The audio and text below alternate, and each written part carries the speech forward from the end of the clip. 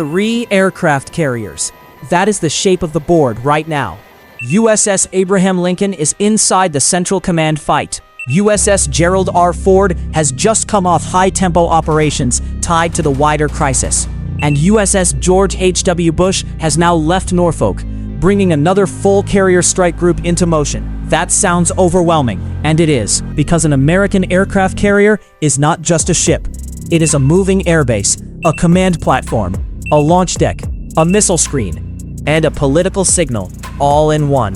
But here is the real question. If the United States can stack this much naval power around the region, why does Iran still have a card that matters?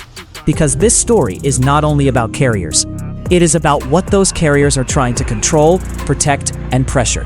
The Gulf, the choke points, the shipping lanes, and the one Iranian asset that sits dangerously close to the center of all of it, Kharg Island. Start with the carriers.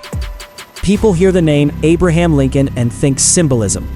But what matters is what a carrier strike group actually brings. A carrier like Lincoln is the centerpiece of a formation built for sustained around-the-clock operations. It carries a full air wing, escort ships, command capability, surveillance, strike power, and the personnel to keep all of it running, day and night. That means fighters, electronic attack aircraft, airborne early warning, helicopters, escorts, logistics, and the command staff to direct all of it. Now look at Gerald R. Ford. Ford is not just another carrier with a different name painted on the hull. It represents a newer class, a newer generation of deck operations, and a reminder that the U.S. can rotate force without dropping pressure. And then there is George H.W. Bush. Bush is now in motion as another full strike group, entering the broader crisis picture. And even before it is publicly confirmed on station in the Gulf, the signal is obvious. More deck space, more sorties, more endurance, more options. 3 carriers do not just add steel. They add time, they add reach, they add choices. And all of that plugs into something bigger than any one ship. U.S. Fifth Fleet. Because carriers do not enter the Middle East as isolated giants. They enter a maritime system that is already built, already wired, and already watching. The Fifth Fleet, headquartered in Bahrain, sits across one of the most important naval theaters on Earth. Its world includes the Arabian Gulf, the Gulf of Oman, the Arabian Sea, the Gulf of Aden, the Red Sea, and the vital choke points that tie them together. That changes everything, because once a carrier enters this theater, it is no longer just a platform. It becomes one piece of a much larger grid.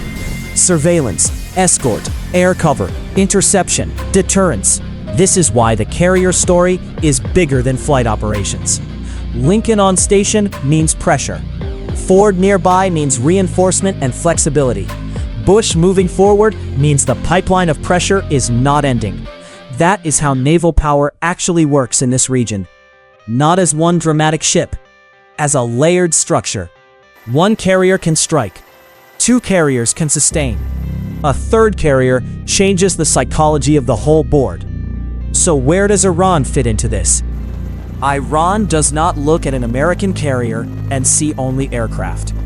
It sees a rolling system designed to keep the sea open, defend partner routes, and deny Tehran the ability to dominate the map just by threatening escalation.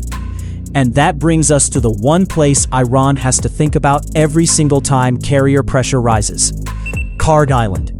Because if the carrier is America's visible instrument of power, Kharg is one of Iran's most visible instruments of dependence. That is the deeper logic here. A carrier strike group threatens military consequences. Kharg Island represents economic consequences. One is about combat power. The other is about how long Iran can keep breathing under pressure. And when you connect Kharg to the sea lanes, the picture gets sharper.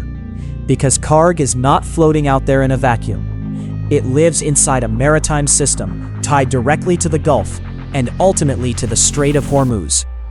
And that is where the pressure becomes global. Because the Strait of Hormuz is not just another narrow waterway on the map. It is one of the world's most important energy choke points. That means this is not just a Navy story. It is a global energy story. And that is exactly why carriers matter so much here. They are not only projecting force against Iran, they are anchoring the wider maritime environment around Iran.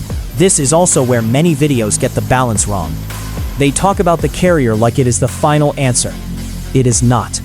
The carrier gives Washington options, but the actual struggle is over endurance. Who can keep moving? Who can keep exporting? Who can keep the sea lanes usable? That is why Kharg belongs in the same sentence as Lincoln, Ford, and Bush. Not because Kharg can outfight a carrier, but because Kharg is the kind of pressure point that makes carrier presence mean more.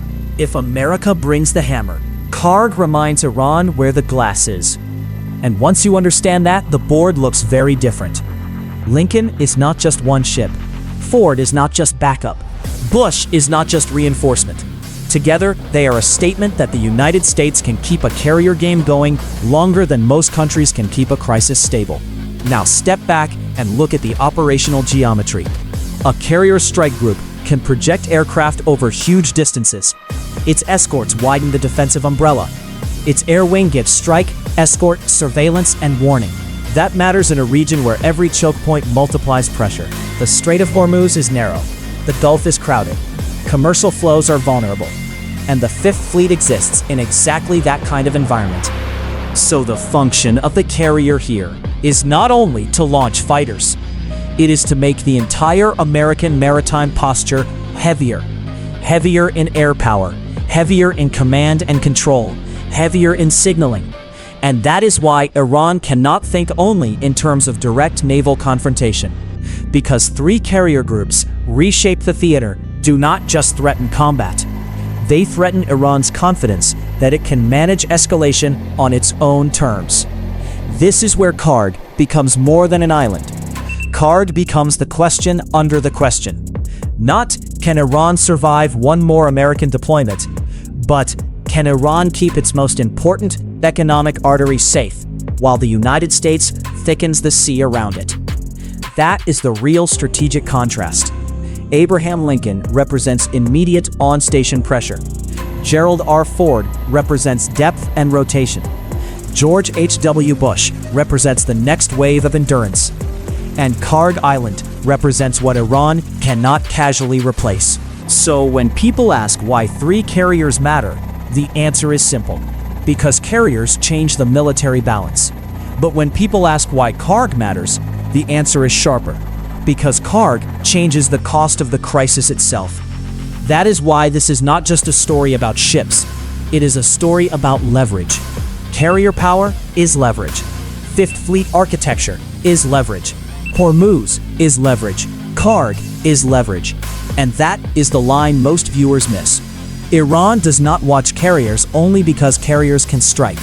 Iran watches carriers because carriers help secure the sea, shape the air, stretch the timeline, and expose which parts of Iran's system matter most. And one of those parts is Kharg. So no, three carriers do not magically solve everything in the Gulf. But they do something almost as important. They make the map feel smaller for Iran, and they make every vulnerable node feel closer.